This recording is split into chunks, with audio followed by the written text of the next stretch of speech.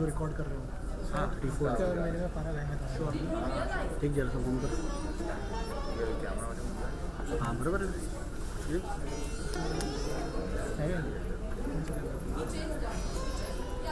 सही है वो तो डिफरेंस करेगा उसको फॉलो करना हाँ कर लिया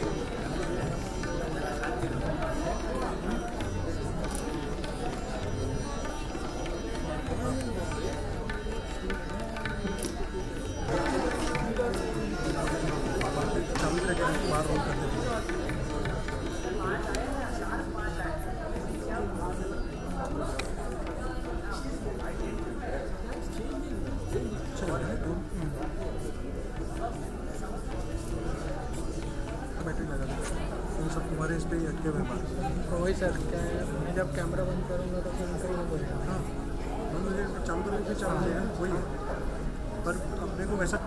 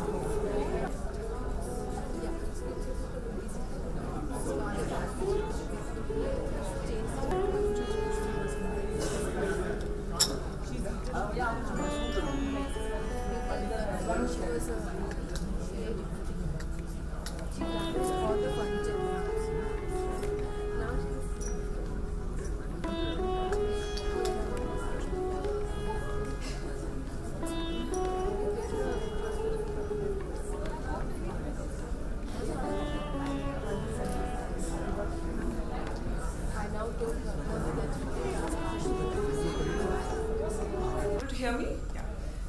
Thank you so much for coming here today. I'm here because I believe in the cause that we are going to talk about this evening. When we hear the word depression, I don't know how many of you have had this response, but we tend to think it's something that happens to other people. It's not something that happens to us. It's not something that happens to someone we love. It's just something that happens to other people. But the truth couldn't be more contradictory to that assumption. I don't know how many of you know that according to the World Health Organization, our country, India, is in fact the most depressed country in the world. And that was quite a discovery for me to make. This is, it might be something that actually surprises you, but 36% of Indians have at one point or the other suffered from what they call a major depression. If you look at the number of suicides, an average of one.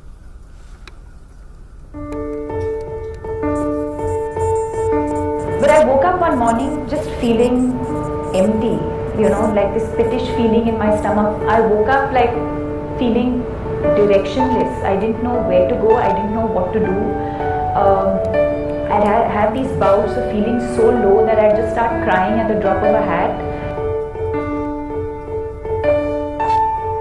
I think for me the scariest was not understanding why it was happening or where it was coming from, because there is no one reason or cause.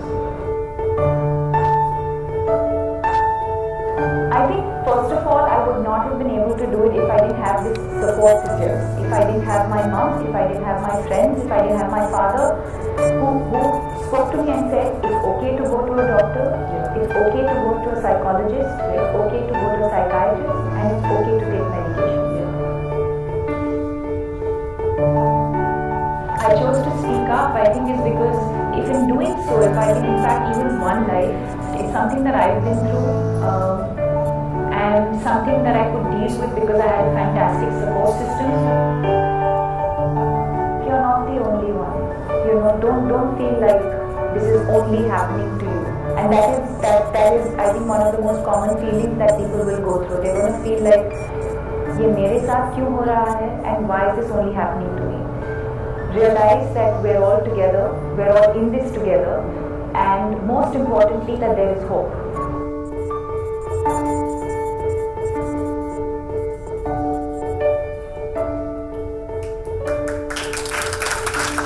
I'm here now for the extraordinarily brave Deepika Padukone to join me.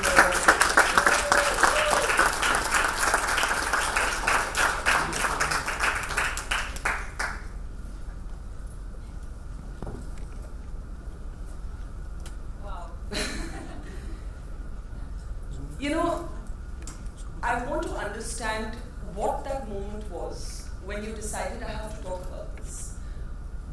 Because that's the rare part of it. If today I said I'm depressed, maybe people would, because there's such an ignorance about the narrative, laugh at it a little bit, tell me to stop being a dramabaz, they may be a little empathetic.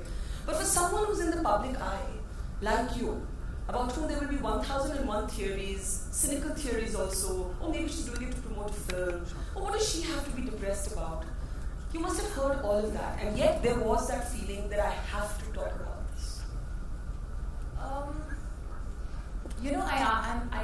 I'm asked this question very often about, how did you think of it, and all the questions that you ask me. And honestly, I don't think I thought about it at all. I was shooting for a movie called Piku in Calcutta, and my friend Anirban, who's also now a trustee, we were sitting by the poolside one evening, and I said, you know what? I feel like talking about it, And he was like, yeah, go for it, And he's my business agent, He should have ideally said, Koi picture bhi dekh le aaya. Yeah, like, are you crazy? Like, your contracts are like, no one's going to sign you, or who's going to work with you, or, any of that. And he just looked at me and said, yeah, great, I think you should. That was the friend in him talking to me. And I didn't even think about it. I asked my parents then, and both of them have always been extremely supportive, and my mom was on the show with us. Because she noticed the first signs. So there was no real thought or, what will people say, or what will people think, or what is going to happen to me or to my career after this. Maybe I should have thought it through, I don't know, but I didn't. I remember this one thing you said to me, and you said there were mornings that I did not want to wake up. And that is the truly frightening thing. We tend to think of the word depression as a self-indulgence, as the luxury of those who can afford it. But it is actually lethal. Describe that feeling. And how you clawed your way out of it. It was exactly that. My parents were in town. They keep visiting me at least every month, and now even more often. So it was that day to like sort of go back, and you know they were packing, and I woke up and I had to cross their room to sort of go to have my breakfast or whatever. And I looked at my mom and I went and sat with her for a bit, and she was talking to me about something completely else, something else. And I started crying, you know. And I've always tried to be very, very strong about it because I live in Mumbai, they live in Bangalore, so I always try and put up a very brave front, even on the phone. I could have had the most difficult day. But when I talk to them, I literally have to take a deep breath and calm myself down to give them that feeling of assurance that I'm fine. So, you know, we were talking about something and I broke down, and I think, you know, thanks to her awareness, she immediately said, I think we should call Anna because she's a family friend, and I think we should talk to her about it. And I did. Anna Chandy, Anna who's here Chandy, today. Yes. Every day was a struggle, you know. And now when I talk to more and more people about it, or people come and talk to me about their experiences, I know people who struggle for 8 years, 10 years, 25 years. Some people, you know, sort of live with it for a lifetime. And so when I compare myself to them, I feel like it was 4 months of my life. It started in Feb, and by June, July, I was okay. But like I said, it was the worst feeling of my life. And it felt like every day felt like forever. Every second felt like forever. And there were, like, you know, I told you last time also, there were days where I just felt like it's not worth this. It's not worth the strange feelings that I was feeling, and I just felt like there was no reason to live. That bad. You said my mind stopped talking to me. Explain that. I had no answers, you know. There was obviously no one definite reason why I was feeling that way, but I had everything going for me, and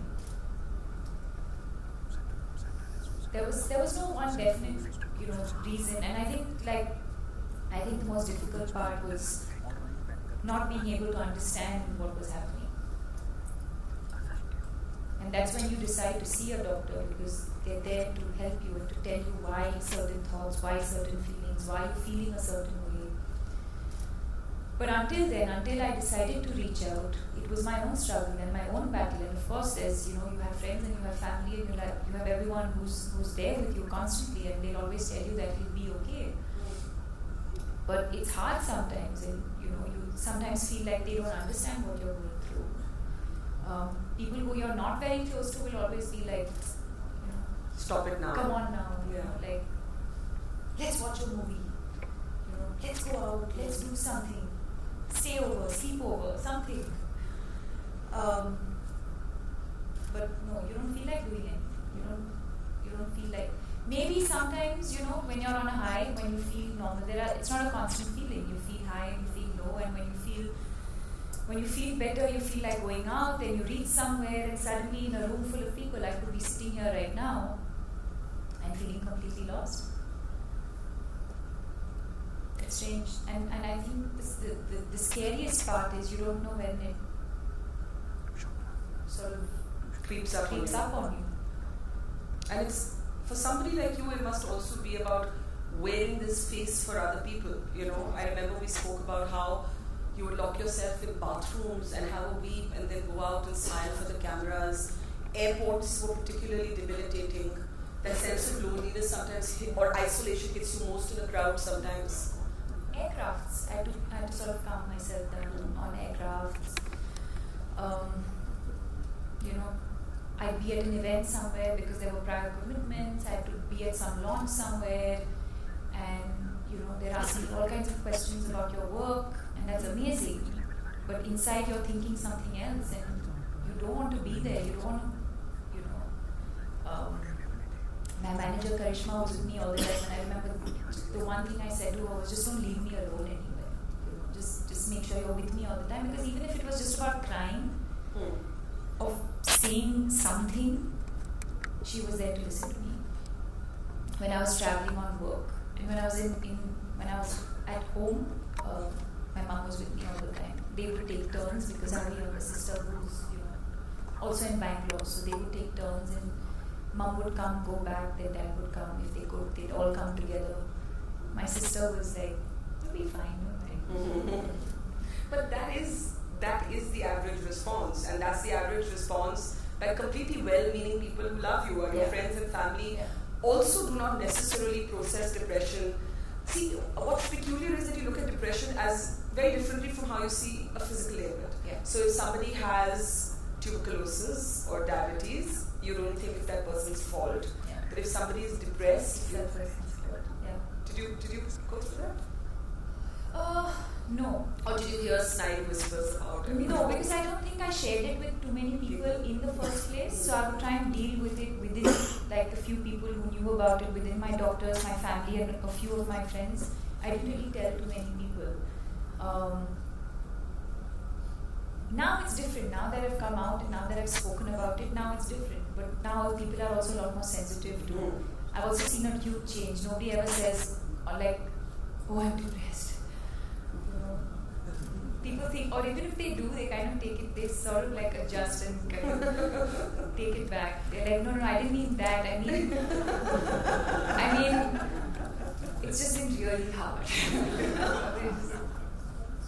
And you really never saw the contradiction between being this sort of idealized woman on screen. Until you asked me that day, I never thought about it that way. Because to me, that's what makes your speaking about it different from my speaking about it, or someone else in this room speaking about it. That is what makes it that much braver. Because there are people who come to watch you and they transfer their unfulfilled dreams, their unfulfilled desires, their hope for a happy life onto you, and you're So it's hopefully the Deepika slips into character so easily. Hopefully that they kind of hopefully they'll be able to sort of look at the two things differently and separately and not club the two. And I think that's one of the things I guess I've had to work on myself. The gap between realizing that you're depressed and you need help and actually going to a doctor is a big gap. And then the gap between going to the doctor and actually agreeing to look at medication is the biggest gap. Because you're sitting there, even the wisest among us, thinking, oh, they're going to alter my brain chemistry, I'm not going to do this. Oh, what are people going to think? They're going to think I'm crazy. So describe that journey from the time your parents and your mom says to you, let's go to a therapist, to the time that you actually internalize taking the medication. They were very clear, They were very clear about you need to see someone and you need to start taking your medicines. They were very clear about that. But was it easy for you? No, because I keep saying, I'll see how I'm feeling. Every day was I'll see how I'm feeling. So you kept postponing it? I kept postponing it. And in fact, just this morning we were talking about it, and she said, had you told me on the phone even once that you were feeling like this, we could have detected it much earlier. But me being me and the daughter who always thinks that my parents will get worried, didn't tell them. So that phone call happened and I spoke to Anna and she could sense it in my voice. So I did a couple of sessions with them, with her and Dr. Shyam. And I was like, okay, fine, I'll accept that I'm going through depression, fine. But then, medicines were prescribed and I was like, I took them, I kept them, I still carry them with me in my bag. But even then, I would I had to go to America for some work. So I'd say, oh, I think I'm going to America, let me see how I'm feeling. I'm sure, it's a different space, different people, I'll feel better. So you'd avoid having it? I'd keep avoiding it. So I'd go there for a day, I'd feel like I'm fine. And then from the second day onwards, again, I would start spiraling and feeling not the same. Then I would say, okay, no, I'll go back to India and I'll start taking my medicines. At least I'll be familiar, because exactly the same thing, you feel like some brain alteration, chemistry, something, you're like, So I kept postponing it, but I took them eventually. I did. I want to actually hear from your mum and dad, because that's such an important part of the journey to feeling better, to getting better, to actually being able to come out. And Ujjwala, we were talking last time, and you said you did not even think about one moment about my daughter the star. It was my daughter and I need to help her. And what worried you or terrified you the most at that time?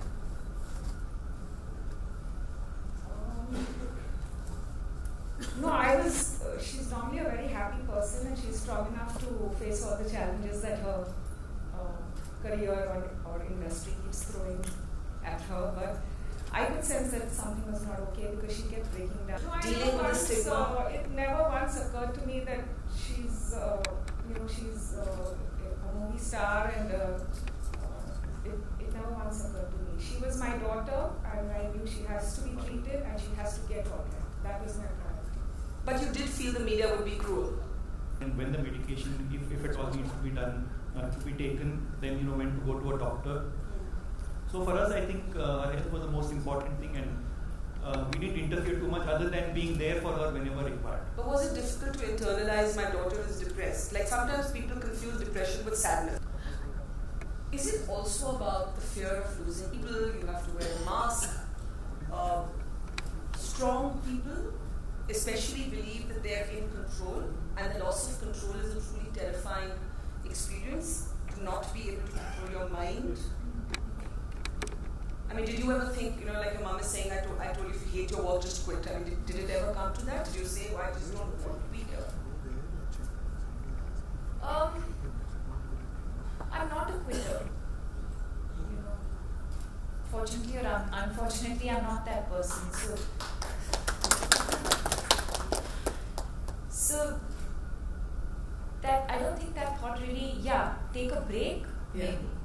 Take a break and sort of figure what is going on, maybe. I don't think I ever felt like, I don't want to do this anymore. And I most definitely didn't boil down to my profession.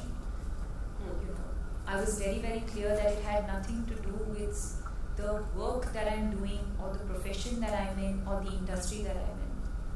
Fortunately, at that point, that much of my brain and my mind was working and talking to me. You spoke to me, but you never really opened up fully about it, about losing a friend at exactly the same time this was happening. Yeah. Were the two things connected, you think? In a way, yes. I think that sort of made me realize that it can really happen to anyone. Was your friend depressed? Clearly. And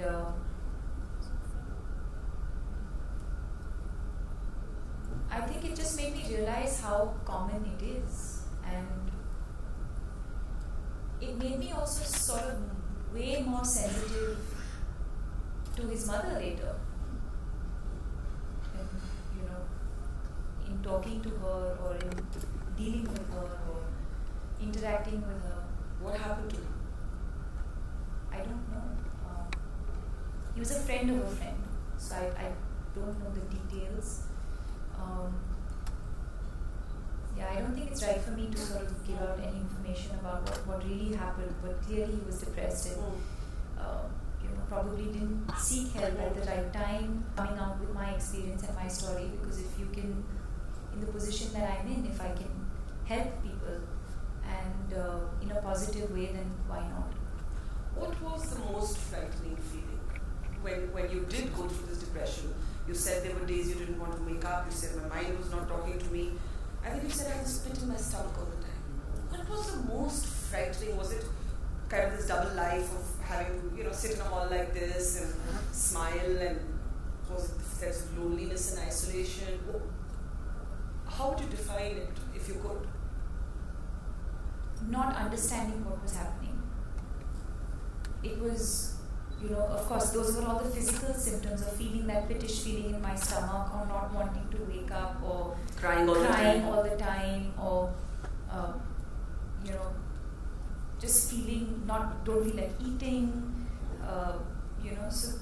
So those were all the physical symptoms, but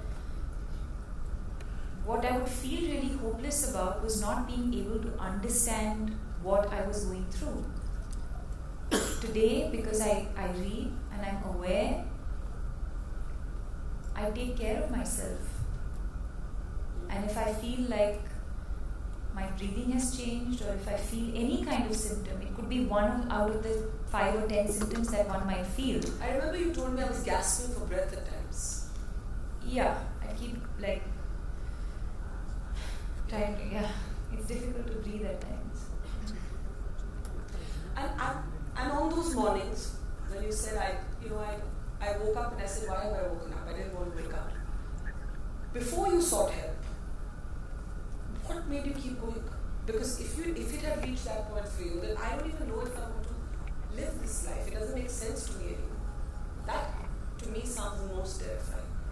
That you reach that point.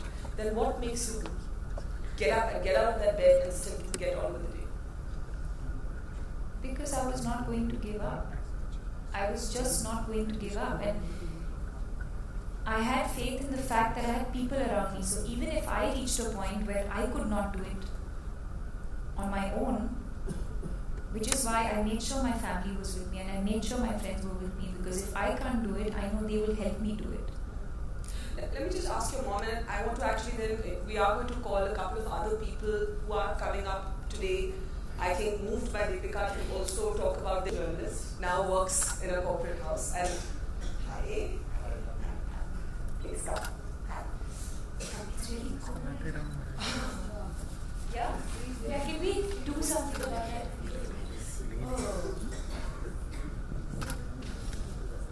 So one of the things that I think we thought was important to do today, and I think one of the moving ideas behind this foundation is that it's not about one person, that it is common, that it should actually help other people to be able to come out and, as I was saying in the beginning, kind of lift this shroud of silence. And let me start with you.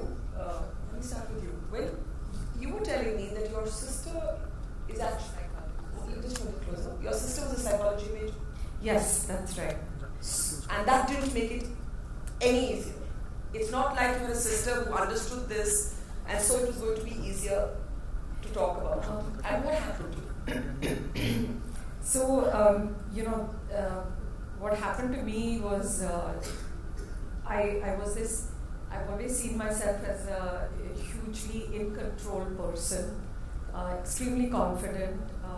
At the time that I experienced depression, I was at the peak of my career, and it was something that a lot of people may not get. There are enough skeptical people in this country who, despite the launch of this foundation, I want to say, oh, this is such an elite gathering of people. Look at these rich, well-off, urbanites. They're doing so well. They have no real problems. That's why they can talk about depression. Because this is set. Let's face it, this is set.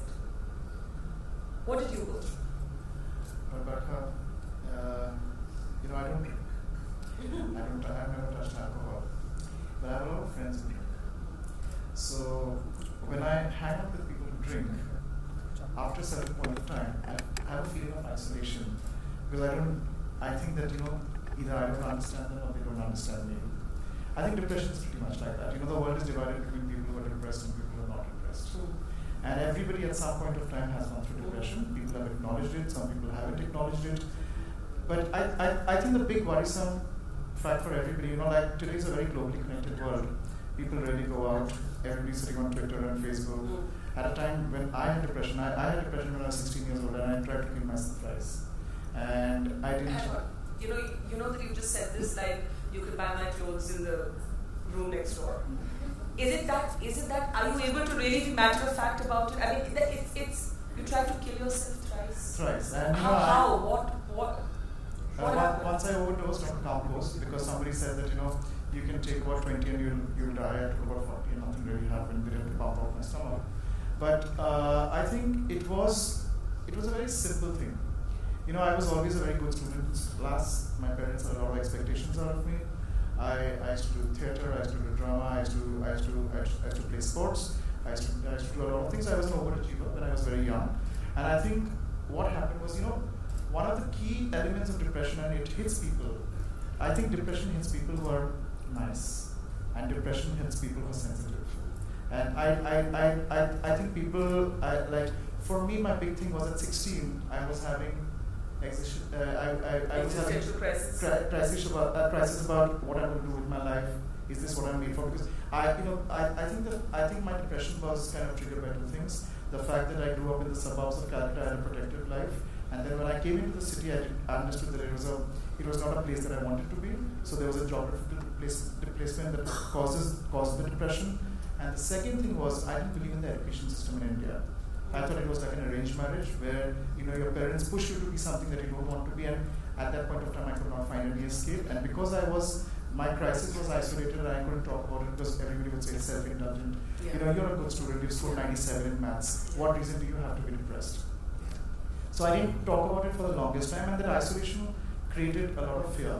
And fear can play a lot of tricks with your mind. And one fine day I just decided that there's no reason for me to live anymore. So I wrote my parents a letter and I popped some pills. And the next day I was in the hospital and they pumped out my stomach. And the other 2 times? The other 2 times, it was because I went into a relapse. I think Deepika is lucky that she got out of it in 4 months. It took me 7 years to get out of it. And for 2.5 years I stayed in confinement. I didn't want to speak to people. Same symptoms. Confinement means what? Like I used to stay inside a room. I would never want to get out. And I didn't want to eat. I didn't want to meet my friends. I didn't want to listen to music. I didn't want to see films. I didn't want to talk to anybody. Everything was wrong. I mean, nothing made me happy. And then they took Not even design. No, I wasn't even a designer then. I hadn't even planned what I would do with my life. But I knew that I did not want to, because I was good in science, my parents wanted me to be an engineer. But I thought that I would do something else. I would do something creative. And then, they took me to a counselor, and then I had some medication. They said that you have a lithium imbalance, so you need to have lithium. And it helped for a certain time. But I think when you're really depressed, nobody can really help you if you do not have the will to help yourself. And it ended very strangely. I got tired of being depressed. I just told myself, I just got tired I got sick of being depressed. I said that, my life needs to change. And it was just that one day, I can't even, a lot of people have asked me that, was it a phase, how did it transition out? I said it was overnight. One day I just decided, no, this is not me. I didn't know what triggered that, but I just woke up one day and said, no, I can't do that. It wasn't medication that made you feel better or something else. I mean, if people could control it, right, it wouldn't be that difficult. No, the medication really helped. But what happens also with the big problem with many intelligent people are we tend to become a little cynical about things, and sometimes we think that it's hocus pocus. And I had this big cynicism inside me that the medication is not going to help me, it's me who can help myself. But anyways, Deepika, I'm not a quitter too. And it took me 7 years to decide that, but then eventually once I decided, there was no going back. So I was just going to ask you that, and any one of you can jump in, that for reasonably intelligent people, one tends to believe that we're brighter than the therapists we meet. Right? So you sort of feel like I'm self-aware, I've got myself figured out. I don't really want to hear this therapist telling me, oh, you've got some whatever, father issues, mother issues, whatever. Right? You believe you've read enough to anticipate what the therapist will say. You think you're smarter than the therapist. When you have 5 meetings lined up and you're sitting in a therapist's room, the first thing that goes inside your head is what a bloody waste of time. I think we don't give ourselves the time and the patience to heal. I think the cynicism comes from lack of time. It is not just about intelligence, it's just about lack of time, that there are so many other priorities in life. What am I doing here? Will tell you the truth about yourself that you wish to not hear, which is when you start thinking, what an idiot. I know myself better than that, because you don't want to accept, and you might go home and reflect on what they told you. Because they obviously know what they're doing, so when they're talking to you and questioning you, you're saying all these things and it means something, right? So obviously they're telling you back something, and maybe sometimes you don't want to accept that. Absolutely. When I hear you speak, we have time for me when I was growing up. So I think the first thing that you associate with depression is guilt.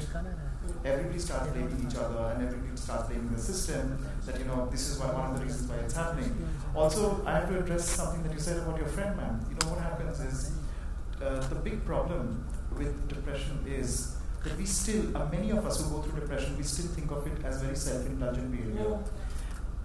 Which is one of the reasons we think that, you know, it's almost like taking a holiday from work. We can fix it ourselves. Correct. And one of the reasons we don't address it is because we think admitting it would be having to take a holiday. And, you know, it's because we are so controlled by the environment, by the work pressures around us, that to even admit the fact that we have depression, which means that we have to go to a doctor, take medicines, probably take a rain check from school or college or work.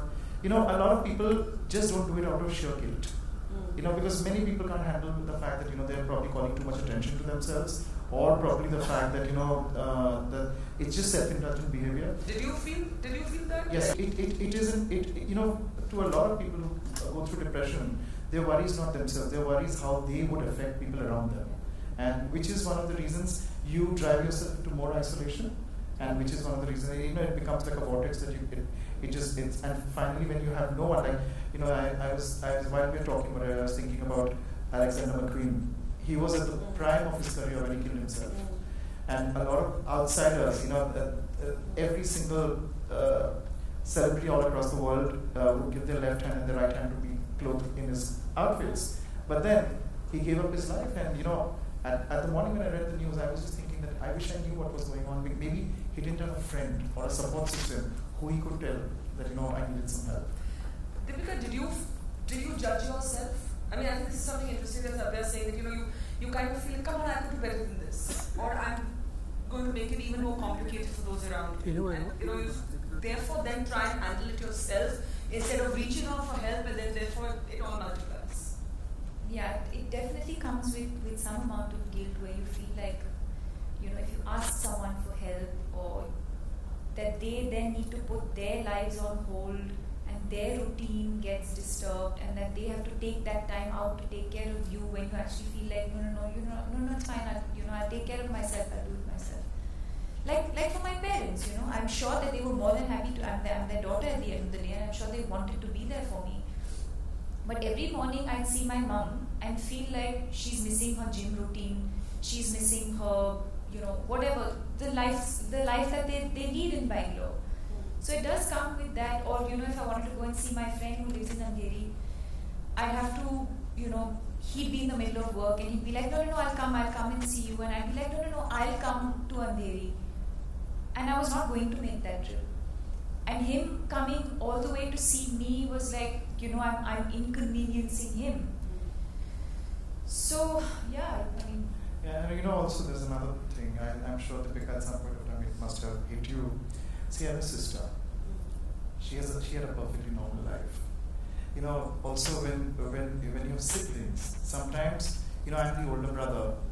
One of the reasons I could never talk to them about depression was the fact that, you know, I could see that there was a younger sister. All the attention would invariably shift towards me. And, you know, growing up, you know, it's unfair to subject your siblings through these kind of pressures. And which is one of the reasons I stayed quiet for the longest time. I probably didn't need to push myself to kill myself. Had I had the courage to even tell my parents that I was, you know, because they were away and I was away, and I used to live in Calcutta, they used to live in the suburbs. They never got to see me, and like Deepika said, at my weekends I was at my shiniest best, because when they would come to see me, I would pretend like nothing was wrong. And eventually when they would go back home, I used to feel like, oh my God, I'm going to be all alone. And what was the gap between your three? You do learn to recognize the patterns in yourself, and you become more self-aware, and you learn to take small corrective, preventive actions. So the biggest thing is that will to be acknowledge it to yourself. Yes. Deepika?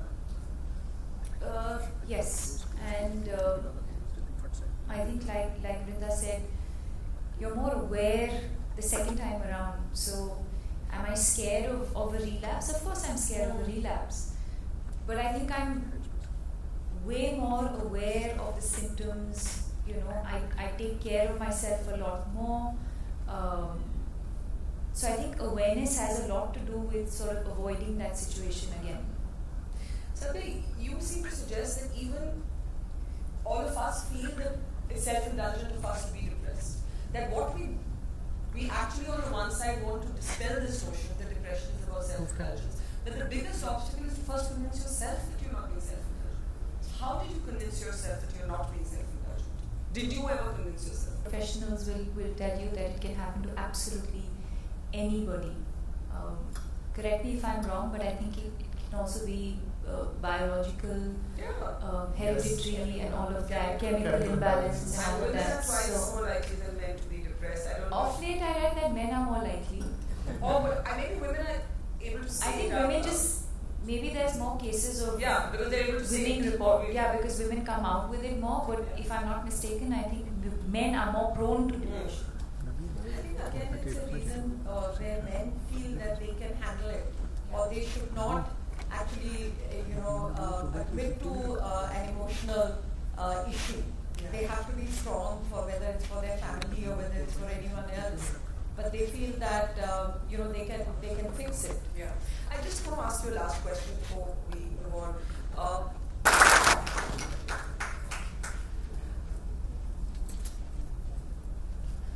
I'd like to now talk a little bit about the work that the foundation is actually planning to do, and if I can call on the trustees now.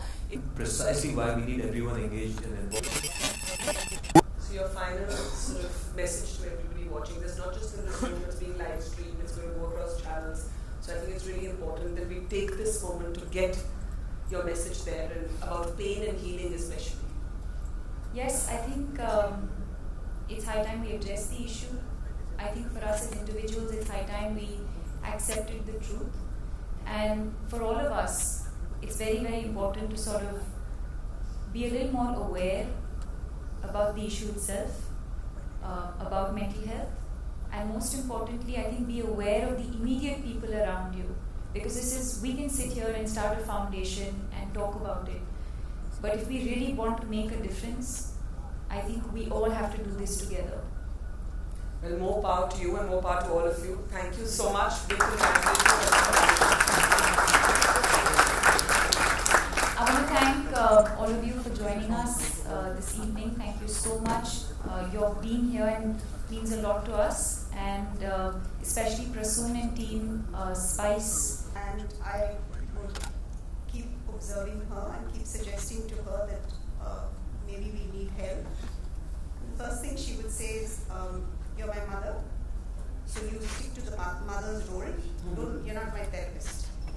So this went on for some time, and then as we were talking, I began to realize that even in the younger generation, not my generation, there is so much stigma associated with mental health and saying that you need help. So it really took me over 2 or 3 months to convince her that it's okay. It's okay for us to see a doctor, and you choose the doctor, because again, one of the fallouts of being a therapist is people think that now you bring in your friend, the doctor, or your friend, the next therapist, and what you're going to do is after each session, you're going to be talking about me. So there was a lot of stigma, and it was really sad for me, because here was my daughter struggling. In the ages of 20 to 30, 35. So prime of their life. Every 4 minutes, someone commits suicide in this country. 35% of this country will or does experience a major depressive episode. 20% of the country will have depression at some point in their lives or others. If there was any other condition that affected every one of us, in either ourselves or family, can cause death. The economic, I know there's some business leaders there, they're estimating that $2.6 trillion is the worldwide economic burden of depression, which will rise to $6 trillion by year 2030. We are a young country, and strangely enough, even though we're the most depressed country in the world, we're also the most ashamed of it. Yeah. And this is a country which long before science was exploring consciousness and bliss. The first thing is, I think, just creating awareness and acceptance. I mean, if you look at this room, the reality is that on your table, statistically, there's at least one other person, possibly two, who has gone through an incidence of depression in your life. In this room, a third of you have gone through this or will go through this at some stage or the other. That's how big this problem is, and unfortunately, all of us seek to sweep it under the carpet. Everyone, it doesn't matter what section of society you come from, more often than not, we'll try and deal with it in solitude. So the first thing that we're trying to do is make people aware that you're not alone, that this is an issue. It's an issue that can be addressed. And I think in the beginning, what we'll do over the first few months is sort of just start with a campaign that says depression is a serious issue. It's to the people who are actually facing it and giving them some sort of support. We're going to show you a little bit of a website that we've created. It's not really a website. It's, to my mind, I think the most comprehensive database or resource that I have ever seen for any illness. Where it could be, if you're just someone who sort of is struggling to wake up in the morning every day. It could be someone who's suffering from a loss of appetite, someone who feels alone, someone who's struggling to make friends. You go over there, and it's just a way to sort of understand what you're feeling, who you can reach out to, what are the things that you can do, and it's sort of the most comprehensive thing that you can find. The final two legs actually are probably the more important ones. It's one thing to sit and talk to the people who are facing depression, stress, anxiety. But I think the bigger problem is really the social stigma that is attached to it from people around. We've gone through this ourselves. It wasn't just Deepika. I've seen it happen in my own family. And it's shocking attitudes to people who suffer from issues of mental health. When people say, snap out of it, I don't understand what that means. You don't tell people snap out of diabetes or snap out of a fracture. But the brain is an organ, just like your liver or your heart or your pancreas or any other organ. But there is just this enormous pressure on people to snap out of it. And so, these social attitudes to issues of mental health need to change. I think it's in some ways, it's like how attitudes were towards smoking or racism in another generation. And I think at a societal level, we need to create more awareness about it is not okay for you to sit and say, snap out of it, because if this person is going through an illness, this person needs help, and it is the role of the family, it is the role of the people you work with, it's the role of the community to sit and support that. I mean, we've seen this happen ourselves. We started with a counselor in my workplace recently, and I've seen the difference that it makes, but I know the struggle that I had to try and convince the people who work in my team to go and get help. And these are young people, 20, 30, facing so much social pressure, and it's been such a struggle, and so we're going to reduce that stigma.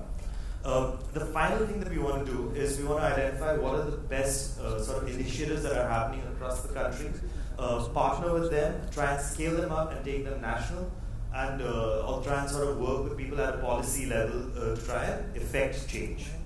Deepika, before I come to Nina, people will say, why is the foundation dealing with only depression? Mental health is a big gamut. Why have you all decided to zero in on depression? It is, and there are some amazing people doing some amazing work. But I think for me, because this was my experience, and I wanted the foundation to sort of deal with something that I'm familiar with, and start off with this for now, and focus on, because there's a lot of work within this itself to do.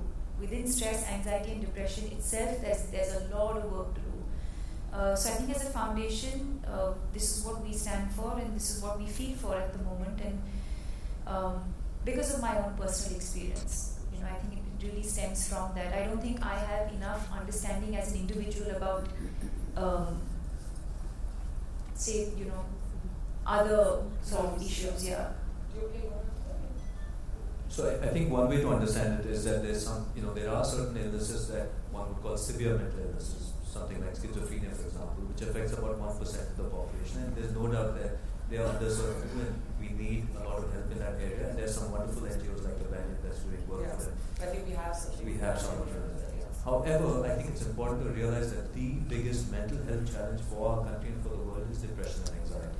As we get rid of some of our problems, which is deprivation, socioeconomic issues, and millions of people start sort of moving out the hierarchy of needs, they get in touch with these issues. And so I think we thought that one is Deepika's experience, and secondly, which area can we make the biggest difference in? Yeah. What's the biggest health issue? That's why it's depression.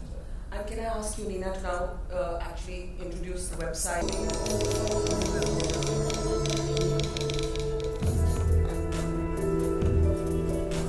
Welcome to the Live, Love, Laugh website. More than just a website, it's a destination for anyone seeking help help related to mental health.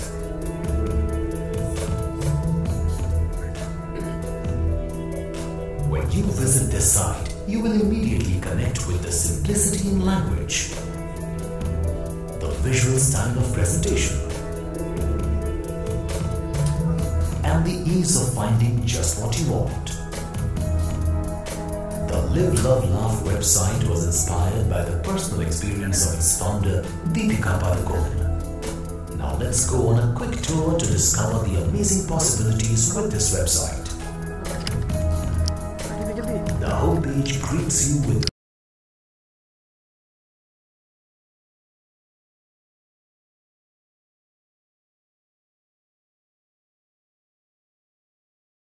top panel. For instance, the How Are You Feeling Today tab talks about the different kinds of feelings and helps you understand your feelings. If you are seeking help on how to manage your feelings or how to respond to someone else's feelings, there's that too. And this quiz here lets you evaluate your emotional intelligence quotient. Now life for you to join this journey of spreading hope and making a real difference.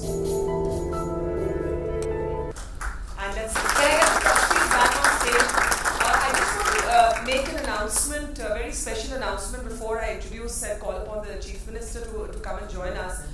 We have Janvi Nilekani. Is she here with us? Please, if you could just stand. Really helping the foundation kickstart its work with a donation of 1 crore in her personal capacity for the work that this is going to do. She wants it underlined that this is in her personal capacity, not that of her parents, Nandan and Rohini. This is her first philanthropic initiative and the foundation thanks you. So thank you very much.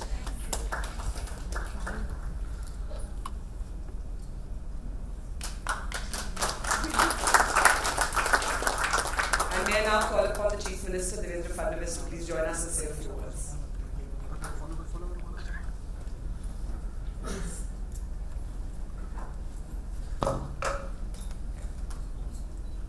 Good evening. It's a real pleasure to be here to see the launch of Live, Love and Laugh Foundation. I think the essence of life is in these three words. As we all know, that in the modern world,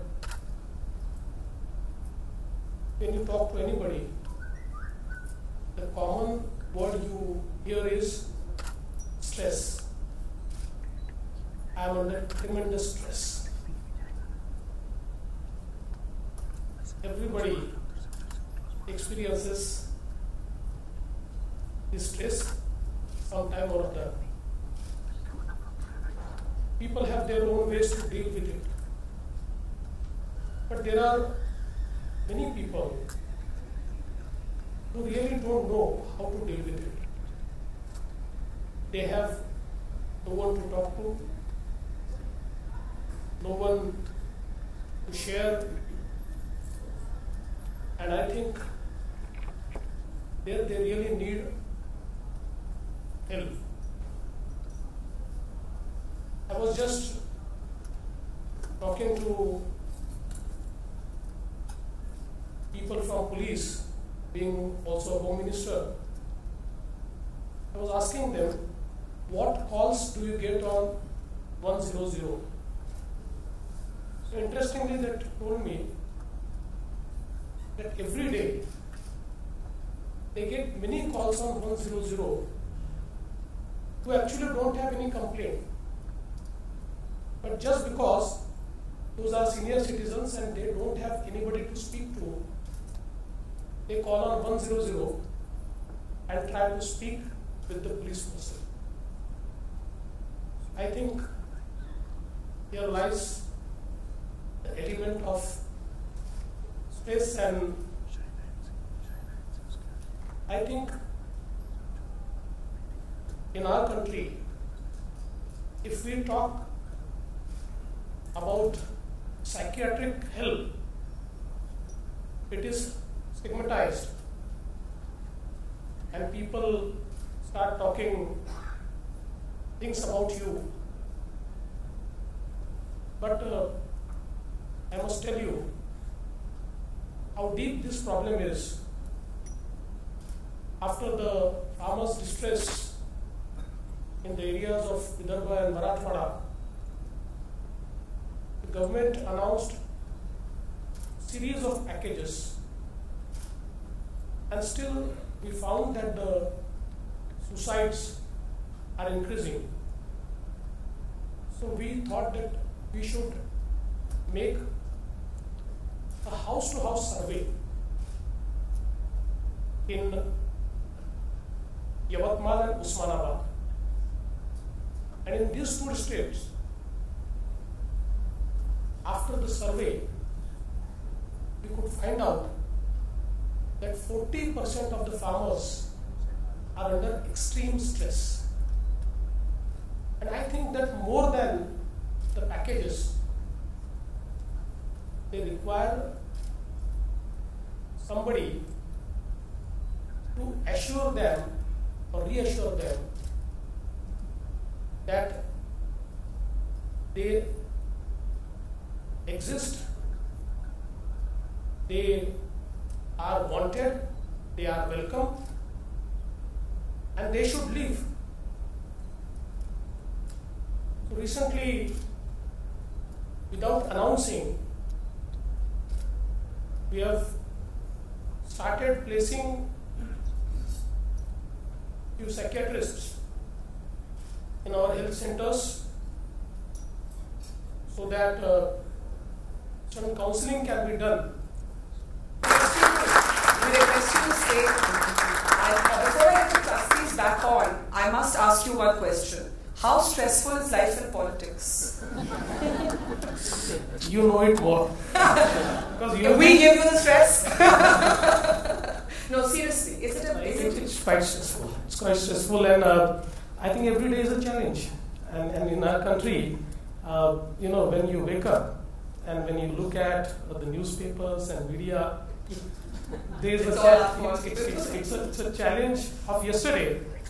And in the due course of the day, challenges of today start coming. So every moment is stressful. But I think we can manage, so it's okay.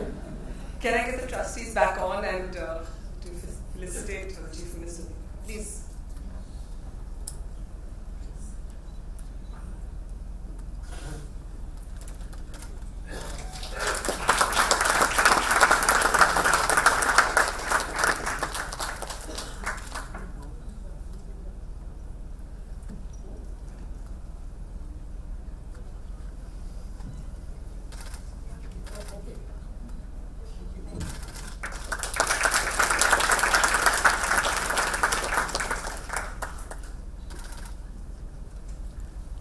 So we would like to hear from all of you now. What did hearing all this make you feel? You have questions, you have comments. I know there are a number of doctors and experts, but even otherwise, it would be really interesting to get your feedback. Have we managed to change some of your assumptions? This came together. First, your business manager went supported your instinct, and you wanted to come out after a considerable period. Lucky. Didn't say what you said. Two, your parents. Extremely understanding, very enlightened in this case. And then very good professionals. So almost a perfect case study in how, that's why it is 4 months. But what are these early warning signals? I think that's one question. The second thing is, you said, and also others, that you can make an effort. Certain things are beyond your control, circumstances completely beyond your control, you need help. You can't cope yourself. But at a certain stage, free will comes into play, right? Is that right? So this comes out. So how do you empower people to do both, seek help and free help? And third thing that came up, I think, was the relationship between depression and the artistic temperament. Now, you become a better person as a result of experiencing experiencing this and coming out of it, but how does it affect your career? Are you a better actor as a result of this? I think the early signs, like we discussed,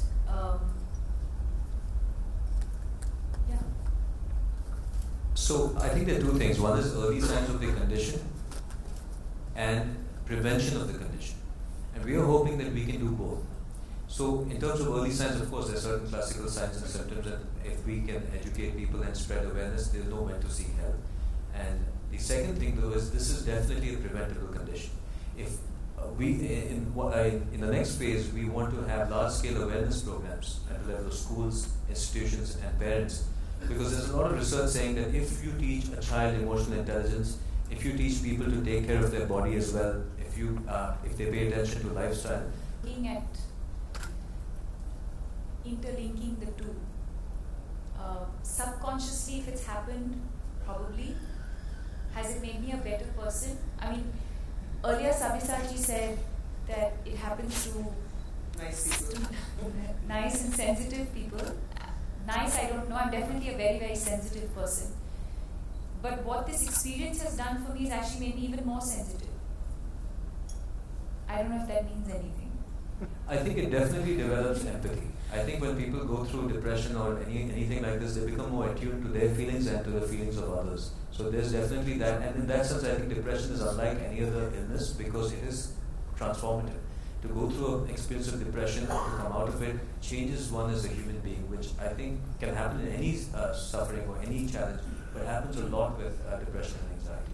So we see this as an opportunity as well. It's also definitely made me more aware towards, like he said, to symptoms and signs of other people who might be experiencing the same thing. And you'll be surprised the number of people around me who've, after a little bit of prodding, sort of confess or admit and open up.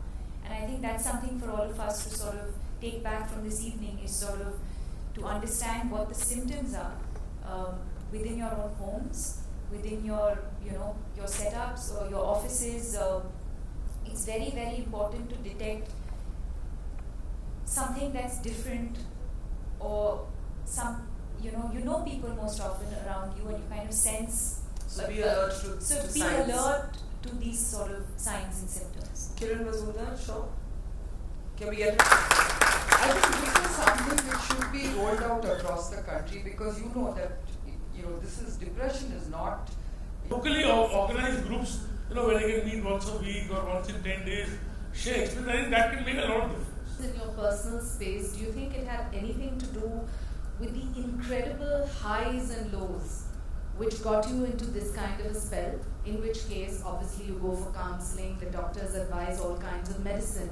But then you have a contrary situation, as Devendraji said, where you have farmer suicides, where the reason they end their lives is only because they can't meet two ends, and the kind of problems are very different, and they're financial, etc. So how do you and your NGO deal with the lower strata of society in terms of counseling and medication, where the situation is totally different to somebody who is in the artistic space, where you have these incredible bouts of being super successful, and then you have a couple of flops where you're nowhere in the picture, and it happens in politics too.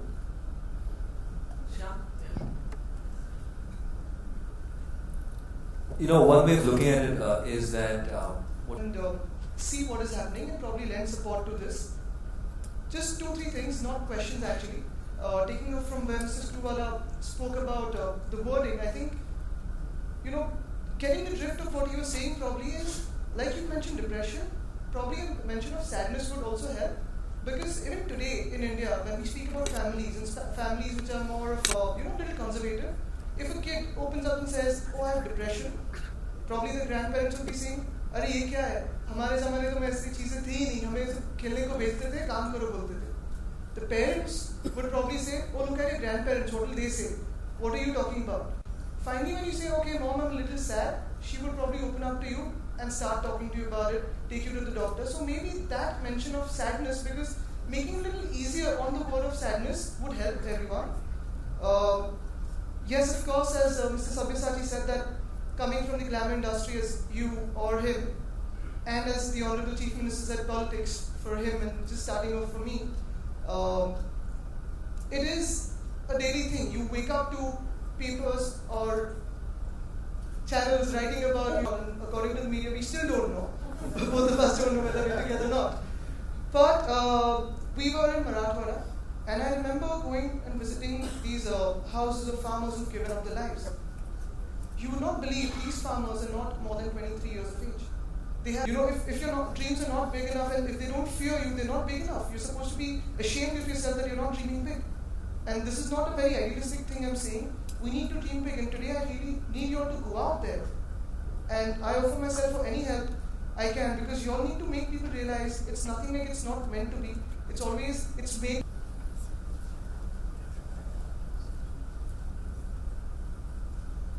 Is that I definitely want to clear and clarify that medication is not the only thing.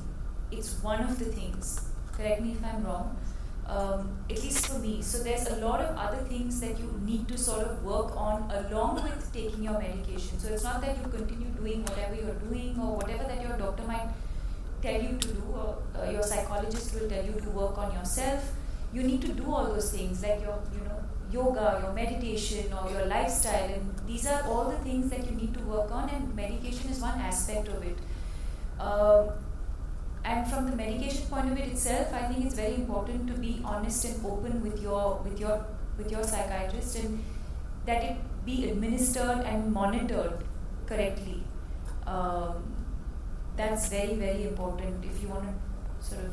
Yeah, just two things very quickly. One is the point you made that we have changed as a country, and that is, I think, precisely why we need everyone engaged and involved, because a very good study showed. Go back, see the website, and I think I would like to talk about the amount of work, through the work that I do over the years. So your final sort of message to everybody watching, this not just in this room, it's being live streamed, it's going to go across channels. So I think it's really important that we take this moment to get your message there, and about pain and healing especially. Yes, I think it's high time we address the issue. I think for us as individuals, it's high time we accepted the truth.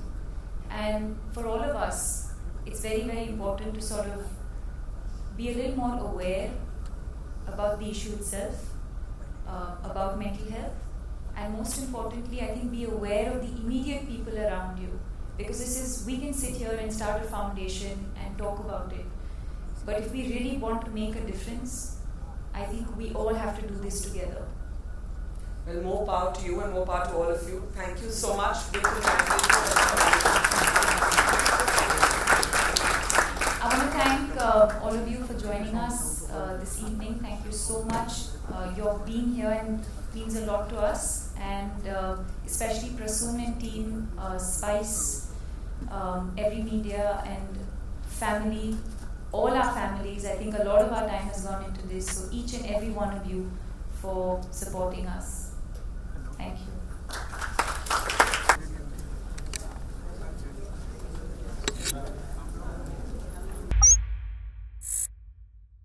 Hi, this is Faridoon Shahryar. For the most interesting celebrity interviews, do subscribe to BollywoodHungama. Keep on watching.